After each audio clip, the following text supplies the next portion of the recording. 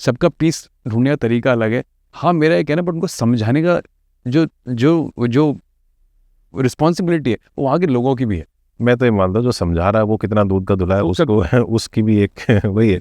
Again practice करो और उसके बाद आप प्रीच करो, बिना उसके नहीं। ठीक है, कई कबार कभी ऐसे सर्कमस्टांसेस होते हैं जहाँ पे आप जा रहे हो और आपने देखा कोई ऐसे सड़क पे बैठ के कुछ कर रहा है और उसने वहीं घर पे छोड़ के चला गया। 99% वो छोड़ के ही जाते हैं। कोई ऐसा भला मनुष्य है नहीं धरती पे जो कि इतना सब कुछ करके और इतनी जब उसके सामग्री अंदर चली जाती है उसके बाद वो बड़े कॉन्शियस डिसीजन लेगा कि नहीं मेरा एनवायरनमेंट, बिल्कुल बिल्कुल मेरा वही एनवायरनमेंट, वही वो मैं बहुत रेयर होता है। वही बात आ गई ना कि मुझे पॉडकास्ट में तो बात अच्छी लगती है सुनने में, रियल लाइफ में थोड़ी होती है। अब राइट। इन लोगों को अगर बोलूँ मैं कि अगर आप कचरा उठाते हैं, और मैं बता दूँ सिंगल यूज प्लास्टिक जो 19 आर्टिकल जो बैन भी हुए थे हमारे 2021 में, जिनको इकट्ठा करना बहुत मुश्किल होता है, जिनको रिसाइकिल करना बहुत मुश्किल होता है, जैसे टॉफ़ी रैपर हो गया, प्लास्टिक स्ट्रॉ हो गया, प्लास्टिक कटलरी हो गई, प्लेट्स, ये सब हो गया। जैसे हम यहाँ गुड़गांव हरियाणा में पंजाब में छबील लगाते हैं, तो जो शरबत पिला रहा है या नींबू पानी पिला रहा है वो पिला तो रहे हैं बट वो सारा प्लास्टिक में पिला के फिर बाद में वहीं पे फेंक के भी चले जाते। ठीक है, तो वो चीज़ें बहुत सारी जगह पे होती हैं। माई पॉइंट इज, जब आप कलेक्शन करते हो, उठाते हो कचरा, वो भी हाई ऑल्टीट्यूड पे जब जाके उठाते हो, आप 1 किलो सिंगल यूज प्लास्टिक उठाने के लिए आपको कम से कम 450 बार झुकना पड़ता है।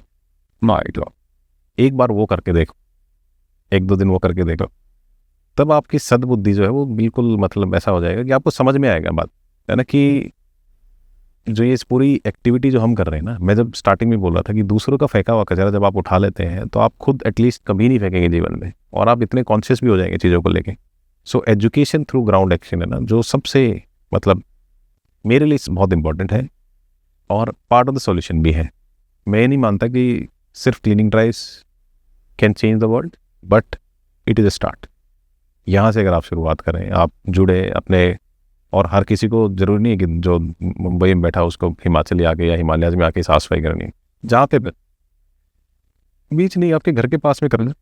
बहुत सारे ऐसे एरियाज हैं, वो शर्म निकाल के फेंकनी पड़ेगी, है ना। हमें क्या होता है कि अब ये नेपाल और अगर इंडिया का एग्जांपल लेते हैं, नेपाल का इंसान कभी भी इस बात से शर्मिंदा नहीं होगा कि वो अपनी दुकान के आसपास साफ सफाई कर रहा है, कभी भी। ही और she will feel a sense of pride and you can see that on their face. हमारे यहाँ पे हम पूरा दिन वो कचरा हमारे मुंह के सामने है, एक दूसरे के साथ आई कांटेक्ट होता रहेगा, बट हम वेट करेंगे नेक्स्ट डे वो सुबह आएगा, झाड़ू मारेगा, वो उठाएगा, इसको उसकी जिम्मेदारी है।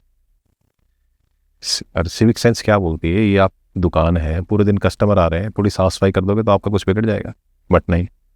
तो ये जो माइंडसेट जो है ना, ये जो सबसे बड़ी प्रॉब्लम वही क्रिएट कर रहा है आज की डेट में। वरना हमारे पास रिसोर्सेज की कोई कमी नहीं है, we are very capable country, हमारे पास सब चीज़ें हैं, इतनी बड़ी मैन पावर है, इतने इतने बड़े रिसोर्सेज हैं, जितनी जल्दी हम तरक्की भी कर रहे हैं और काफ़ी चेंजेस आ रहे हैं हमारी कंट्री में। तो बट फिर माइंडसेट में जो चेंज है वो अभी तक नहीं आ पा रहा है।